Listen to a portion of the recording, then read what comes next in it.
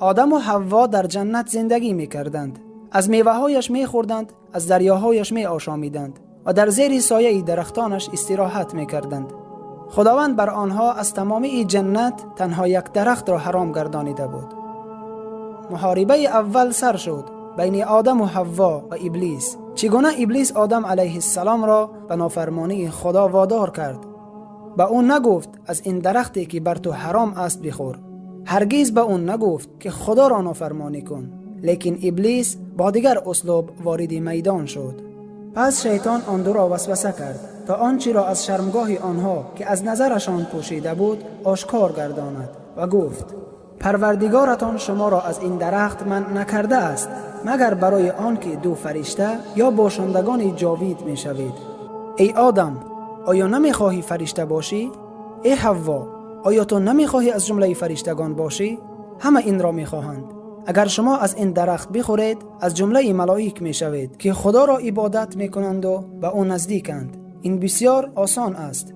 از این درخت بخورید از جمله ملائک می شوید. ای آدم و حوا، آیا دوست نمی دارید که ابدی در جنت بمانید؟ جنتی که در آن نه مرگ است و نه آخر. پس از این درخت بخورید. ابلیس هرگاه به هر صورت و شکل به نزد آنها می آمد، اما آنها قبول نمی کردند، زیرا که آدم علیه السلام خدا را عبادت می کرد و فرمان بردار بود. سالها از بین گذشت، آدم و حوا به درخت نزدیک نمی شدند. ابلیس بزرگی خدا را به آدم علیه السلام نشان داده وارد میدان گشت. به خداوند قسم خورد: شما را به خدا قسم که من راست می گویم. قسم به خدایی که معبود غیر از او نیست. اگر از این درخت بخورید جاویدان در این جنت بمانید. و برایشان قسم خورد که من از نصیحت کنندگان شمایم. این نوبت آدم علیه السلام او را تصدیق کرد و فراموش کرد آنچه را که بین او و خداوند بود. باوری برای چی بود؟ زیرا ابلیس به خداوند قسم خورد. آدم علیه السلام تصور نمی کرد که مخلوق بر دروغ به خدا قسم خورد. ابلیس را باور کرد و از پس او رفت. پس آنها را فریب داد و به سوی پستی انداخت. به آن درخت رسیدند. ابلیس آن را زینت می داد و آنها را تشویق می کرد. حوا میوه از آن گرفت و خورد و آدم نیز خورد. و چون آن درخت را چشیدند و آنها نمایان شد شرمگاهشان. حیا از فطرت انسان است. از این رو آدم وقتا که حوا را دید از او گریخت و حوا نیز با دیدن آدم علیه السلام از او گریخت و به چسباندن برگ بالای برگ بر خود از برگ درختان بهشت شروع کردند. پس خداوند ندا کرد: ای آدم، آیا از من می گریزی؟ آدم به پروردگارش گفت: نه، اما من از تو شرم می کنم. و پروردگارشان بر آنها ندا کرد که آیا شما را منع نکرده بودم از این درخت و به شما نگفته بودم که همان شیطان دشمن آشکارای شما است؟ آدم و حوا گریه می کردند. آنها پشیمان شده بودند. آدم علیه السلام می گفت: سبحان الله، چه خیل فراموش کردم، چه خیل مرتکب گناه شدم. آنها گریه می کردند و دعا می کردند: ای پروردگار ما، بر خویش ستم کردیم و اگر ما را نآمرزی و برای ما مهربانی نکنی البته از زیانکاران باشیم. با وجود پدر انسانیت بودنش، با وجود اولین نبی بودنش، با وجودی که خداوند او را با قدرت خویش آفرید، او توبه کرد و عذر خواست. جبرائیل علیه السلام به نزد آنها آمد در حالی که آدم علیه السلام گریه میکرد. از سر او تاج را گرفت. میکائیل آمد اکلیل را از جبین آدم علیه السلام گرفت. او گمان کرد که اکنون عذاب بر او نازل می شود.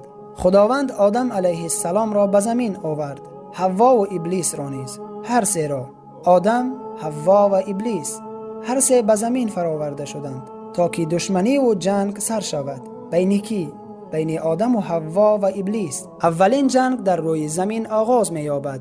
فرمودیم: همه شما از اینجا فرود آیید. اگر از من هدایتی بر شما بیاید، پس هر کی هدایتی مرا پیروی کند گمراه نشود و رنج نکشد، و هر کی از یاد کردن من روی گردان شود پس برای او زندگی تنگ بود. میگویند آدم علیه السلام را در هند فرود آوردند و حوا را باشد در مکه. آنها با هم واخوردند. زیاد شوی این نسل در روی زمین سر شد. ابلیس باشد همیشه در کمین آنها و فرزندان آنها بود. این همه وقت آدم علیه السلام می گریست. خطایی کرده اش را به یاد می آورد و گریه می کرد. جبرائیل علیه السلام به نزد او آمده گفت: تا کی گریه می کنی؟ او گفت: من گریه کنم، من خطا کردم. آدم علیه السلام با خداوند سخن گفت: آیا تو مرا نه آفریدی؟ خداوند گفت: بله ای آدم. او گفت: آیا ملائک مرا سجده نکردند؟ الله ذوالجلال گفت: بله ای آدم. آدم علیه السلام گفت: آیا عطسه نزدم که تو گفتی یرحمک ربک؟ خداوند گفت: بله ای آدم. پس خواسته اش را طلب کرد: اگر توبه کنم و به سوی تو باز کردم مرا به جنت میبری؟ الله ذوالجلال گفت: بله ای آدم. پس آدم از پروردگار خود سخن چند فرا گرفت. پس خدا بر وی بازگشت، همانا او بازگردنده ای مهربان است. این به آن میماند که گویا الله ذوالجلال میخواهد فرزندان آدم علیه السلام را آموزد که گناه حتما از آدمی سر میزند. همه فرزندان آدم خطاکارند. وقتا پدر بشریت خطا کرد چی برسد به فرزند او؟ لیک بهترین خطاکاران کیست؟ توبه کنندگان. چگونه ای که آدم علیه السلام توبه کرد ما نیز باید توبه کنیم. خداوند میگوید: و آدم به پروردگار خود نافرمانی کرد، پس راه را گم کرد. سپس پروردگارش او را برگزید، پس بر وی به رحمت بازگشت و راه نمود. آدم در روی زمین زندگی می کرد و می خواست بار دیگر داخل جنت شود. هر سه زندگی می کردند. پس از این ذریه آدم و ذریه ابلیس زیاد شدن گرفت. دشمنی سر شد. هر یک برای همدیگر دشمنند. لیکن خداوند کتابها و رسولان را فرستاد. هر کی پیروی کرد گمراه و بدبخت نمی شود و هر کی روی گرداند برای او زندگی دشوار است.